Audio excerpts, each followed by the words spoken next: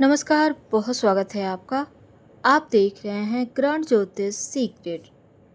शुक्र का राशि परिवर्तन होने जा रहा है। शुक्र कन्या राशि में गोचर करेंगे और कन्या राशि में पहले से केतु विराजमान है। 25 अगस्त को जब शुक्र कन्या राशि में आएंगे तब शुक्र कन्या राशि में नीच के होंगे।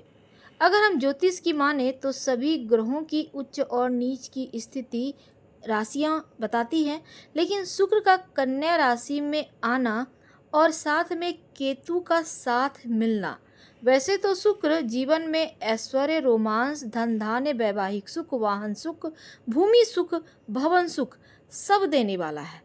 पर कन्या में आने के बाद वो 18 सितंबर तक कन्या में ही रहेंगे।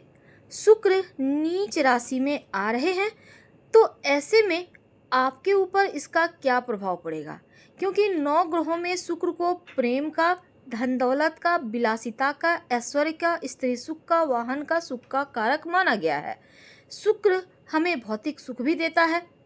शुक्र को वीनस कहते हैं, वीनस जो सौंदर्य की देवी है। अब यहाँ प्रेम रोमांस के साथ जो 25 अगस्त से 18 सितंबर तक का वक्त है, जब केतु के साथ शुक्र की युति होगी, तो ये भ्रम देगा। भ्रम के कारण व्यक्ति सोचने समझने की शक्ति खो देता है। घटनाएं जो वास्तविक है या अवास्तविक वो देख नहीं पाता। भौतिक विलासिता से भी असंतुष्टि देता है जब शुक्र और केतु की युति होता है, क्योंकि दिशाहीन केतु प्रेम के ग्रह शुक्र को रिश्तों में विभिन्न दिशाओं में ले जाता है, संघर्ष, गलतफहमी करवाता है और आपको एहसास तक नहीं होने देता। यानी रिश्तों में भ्रम, अहंकार, झगड़े, लड़ाई देता है ये युति। भ्रम और माया का ग्रह केतु, भौतिक सुख के ग्रह शुक्र।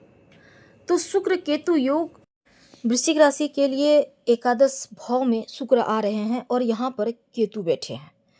तो शुक्र केतु की ये स्थिति, केतु पुण्य फलों का उदय करते हैं, लेकिन शुक्र कई बार लाभ के साथ व्यक्ति को हानि देने की अवस्था में आ जाते हैं।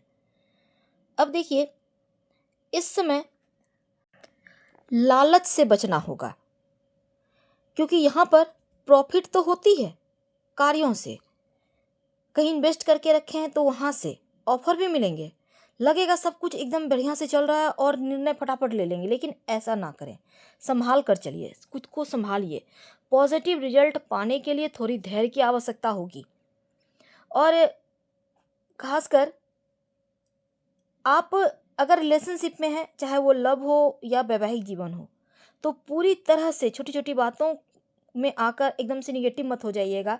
छोटी छोटी बातों को इग्नोर करें, प्रेम को प्रेम रहने दें। जब आप प्रेम में होते हैं तो चीज़ों को एकदम से छोटी छोटी चीज़ों को इग्नोर करते हैं, अच्छी अच्छी चीज़ों में हंसते हैं, मुस्कुराते हैं। बिल्कुल वैसा ही करना है, तब जाकर। नहीं तो छोटी सी गलतफहमी बड़ा टेंशन का कारण बनेगा, क्योंकि यहाँ पर शनि की ढैया भी चल रही है। तो इस पीरियड में आपको रिश्तों को बहुत संभालना है, गलतफहमी वगैरह ना हो इसका ध्यान रखें, और लोगों की कही सुनी बातों में तो आना ही नहीं है। तो वृश्चिक राशि वाले के लिए शुक्र 7वें और 12वें भाव के स्वामी हैं और आपके 11वें भाव में इस समय।